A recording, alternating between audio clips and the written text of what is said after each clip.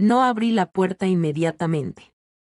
Me quedé allí, descalza sobre las frías baldosas, observándola a través del ojo de pez distorsionado de la mirilla. Mi madre. Tenía los hombros encorvados, agarrando su bolso de diseñador como un escudo, su rostro una máscara de angustia performativa. Era mi cumpleaños. El quinto consecutivo que había pasado sin una tarjeta, una llamada o un solo mensaje. Normalmente, a estas horas de la noche, estaría acurrucada en el sofá, mirando viejas fotos familiares, preguntándome por qué no era suficiente para recordar, este año no. Este año, el silencio en mi casa no era solitario, era deliberado. Cortarlos no se había sentido como un castigo. Se sentía como exhalar por fin después de contener la respiración durante 25 años. Pero ella allí de pie, sollozando en mi felpudo. Ese fue un giro inesperado que no había previsto. La vi llamar de nuevo, desesperada, frenética. Me llamó, con la voz quebrada de esa forma específica y frágil que solía hacerme correr a arreglar las cosas. Solía. Me miré en el espejo del pasillo. Sin lágrimas. Sin culpa. Solo una determinación serena y gélida. Extendí la mano y giré el cerrojo, hacer clic. Pasé toda mi infancia haciendo audiciones para el papel de hija. Cambié la obediencia por el afecto, las notas perfectas por un gesto de aprobación distraído. Pensaba que el amor era una moneda que se ganaba con la obediencia. Mi hermana demostraba a diario que esa teoría era errónea. Ella era el sol que orbitaban, la princesa dorada que podía incendiar la casa y ser alabada por su calidez. Solía pensar que solo necesitaba esforzarme más, ser más dulce, mas no fue hasta los 25 que acepté la cruda realidad, no había una fórmula mágica para descifrar. Era solo favoritismo disfrazado de paternidad, aún sabiendo eso, aún conservaba una pizca de patética esperanza. Quizás este año sería diferente. No lo fue. El día transcurrió en absoluto silencio. Ni un feliz cumpleaños, ni siquiera el emoji genérico que me enviaron por obligación. Justo cuando estaba a punto de apagar el móvil, una notificación iluminó la habitación oscura. La historia de Instagram de mi hermana. Y allí estaba. Un coche nuevo, con una panorámica cinematográfica. El pie de foto decía, gracias, mamá y papá, por la mejor sorpresa. Almohadilla bendecida. No lloré. No grité. Simplemente me quedé mirando la pantalla hasta que la luz blanca me quemó los ojos. El enorme lazo rojo del capón no era solo un regalo, era un mensaje. No habían olvidado la generosidad.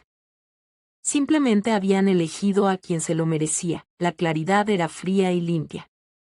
No eran incapaces de amar, simplemente eran selectivos con él. No escribí un párrafo furioso.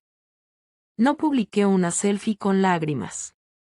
Simplemente me borré de la ecuación. Salí del chat familiar, ese donde pasé años enviando recordatorios que ignoraban. Bloqueé sus números. Luego, fui más allá. Inicié sesión en el portal del operador. Ese plan de datos familiar que había estado pagando desde que conseguí mi primer trabajo. Pausa. La cuenta de ahorros conjunta que mis padres decían que era para emergencias, pero que se usaba para los lujos de mi hermana, estaba legalmente a mi nombre. Transferí cada centavo a una nueva cuenta privada, no di un portazo. La sellé sin hacer ruido. La venganza no es fuego, es hielo. 48 horas después, el silencio se rompió. No con felicitaciones de cumpleaños, sino con pánico. ¿Por qué tengo el teléfono apagado? ¿Le pasó algo a la cuenta bancaria? Fue curioso, la verdad. No notaron mi ausencia hasta que les causó molestias. Dejé que las llamadas se fueran al buzón de voz. Dejé que los mensajes se acumularan. Por primera vez en mi vida, no estaba arreglando nada. Los estaba viendo arder en el fuego que ellos mismos provocaron. Me hice a un lado para dejarla entrar. No con amabilidad, sino estratégicamente. Se quedó en mi pasillo, con las manos temblorosas, disculpas ensayadas balanceándose precariamente en sus labios. Podía oír las excusas formándose en su garganta, desesperadas por salir, pero no le di la oportunidad. Vi el coche, dije. Se quedó paralizada. El gesto de madre llorosa desapareció al instante, reemplazado por la mirada de ciervo deslumbrado, como si lo hubieran pillado con las manos en la masa. Su garganta se retorcía como si intentara tragar cristales rotos. Cariño, no es. ¿Puedo explicarlo? Tartamudeó con voz aguda. No, dije. Mi voz no sonó fuerte. No hacía falta.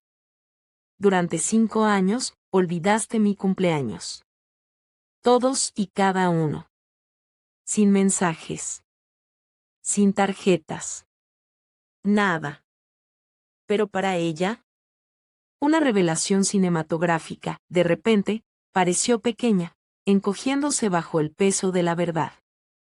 Te queremos, susurró, recurriendo a la típica táctica de manipulación que usan los padres cuando su autoridad falla. La miré fijamente a los ojos, con el pulso firme y una determinación férrea. Entonces, ¿por qué no actuaste como si lo hicieras? El silencio que siguió fue denso y sofocante. Era lo primero que me decía con sinceridad en una década. Abrió la boca para discutir, pero la realidad de su propia negligencia flotaba en el aire entre nosotras, innegable y horrible. Me rogó. Me prometió que la próxima vez las cosas serían diferentes. No alcé la voz, no dejé que se me corriera el rímel.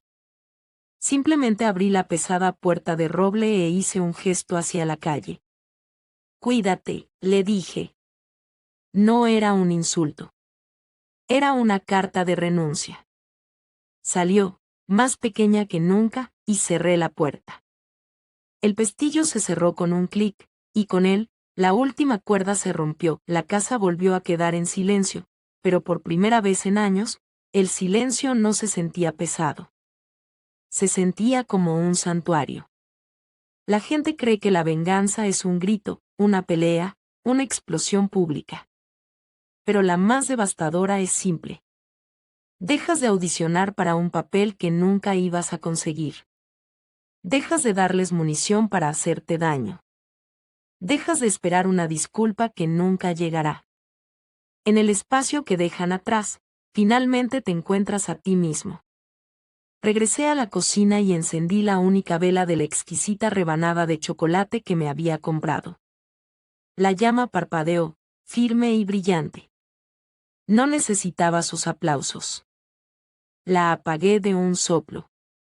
«Feliz cumpleaños», le susurré a la única persona que apareció. Yo.